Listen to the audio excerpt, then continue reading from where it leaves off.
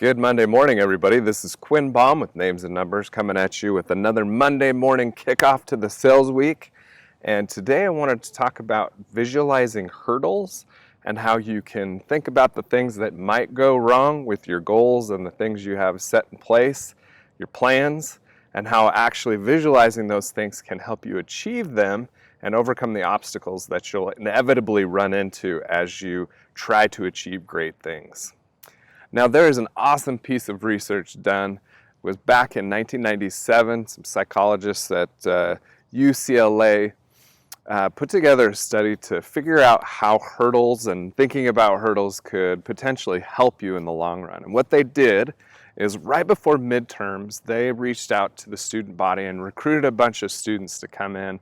And they divided the students into two different groups. In one group, they went through a visualization study where they were supposed to think about the end after they had taken their midterms and they were looking at the board and they could see their grade and how great that would feel to have a really good grade at the end of midterms. The other group, they also were taught and walked through a visualization practice where they were supposed to think about the end result, but then they were also asked to think about the work and the problems and the hurdles that they might run into as they prepared to get that really good grade. So after midterms come and go, they tally up all the scores and they do all the statistics and come to find out the ones that were taught to think about the work and the hurdles and the obstacles that they would run into did way better than the ones who were just supposed to think about the outcome, the end result. To me, that is just awesome. You can think about something, you can think about the pathway, about the progress you're going to make, and the obstacles that you're going to run into inevitably, and you can start making plans right now. Now, visualization is a really good tool to use in sales. In fact, if I were sitting outside of a potential client waiting for a meeting and I had a few minutes, I would go through the process and I would think about what I wanted the end to be. How do I want this sales call to go? What do I want the results to look like? And then you take that outcome. Well, I want to sell them package A, B, and C, and I want them to pay in full, and I want them to be excited about it. I want to have a new friend, and and I want them to be able to see the sales aid that we just rolled out on Monday that I'm really excited about.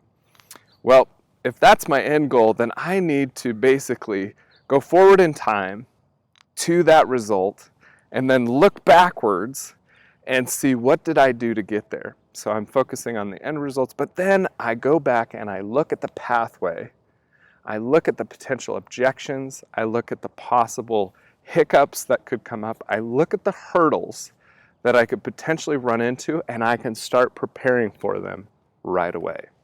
So let's jump into this with a running example. Let's say that you set a goal to run a half marathon. Well, we can use visualization to foresee the future. We want to go to the end of the race and we're going to use all of our senses to feel how it is to be at the end of that. Okay, so maybe my feet hurt, but I'm exhilarated and I'm proud and I'm happy. And those are the feelings that I'm feeling at the end of this 13.1 mile race. And I can smell the after dinner race. Maybe I've got a restaurant I already know I'm going to, or the race itself has really good food at the end, which sometimes that happens. You can see in your mind's eye your family with posters cheering for you. You can hear them cheering. You can hear you feel dehydrated. There's a lot of things that you can use in that visualization. But again, let's talk about the hurdles that you're going to run into. You run a half marathon. You've got to practice. And I can guarantee you there's going to be one Saturday morning where you get up and you've got to be up at 6 o'clock in the morning because you got to run 8 miles that day. And you look outside and it is raining like crazy, raining cats and dogs, and it's 45 degrees outside.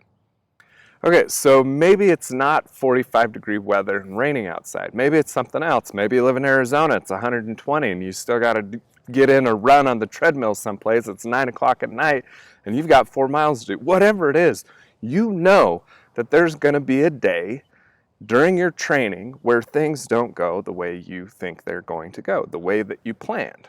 So what's happening is if you think about the pathway and the things that you're going to run into, you can start making decisions now so that you don't require a ton of willpower in the future to change that. Okay, so it's 45 degrees outside and it's raining, but you've thought about this.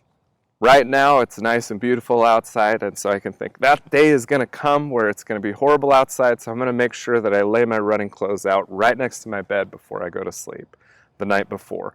Or maybe I'm even going to sleep in my running clothes. I make sure that I got my rain jacket all ready to go. I've even got a great playlist that I specifically saved for this horrible day that I can listen to on my iPhone. So you've got plans, you've made contingency plans for situations where hurdles might come up. Great way to go. All right, so how do we apply this to sales? Well, I can guarantee you that there's going to be a situation where you've got a big weekly goal that you're trying to achieve or trying to hit, and you have an appointment that goes until 4:45. You've got someplace to be at 5 o'clock, you need to be done with work right at 5, and you've got that weird 15 minutes between your last appointment, which went really well and you're super excited about, and 5 o'clock when you need to be off and you've got a band concert or whatever you're trying to get to. Okay, so what do you do with those 15 minutes? Well, if you have to make the decision right then and there, maybe you run to the gas station, you get gassed up and grab a soda before you head off to the band concert.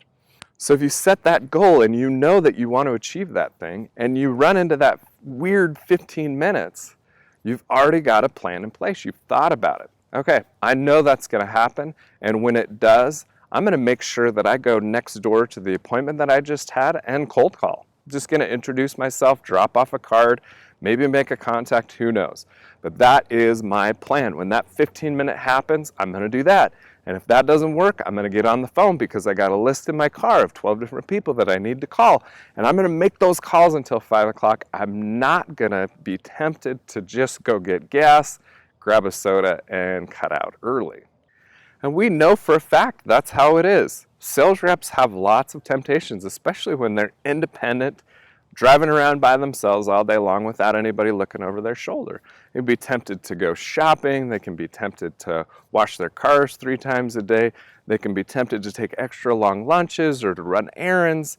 And sometimes it's family emergencies that your job allows you to take care of.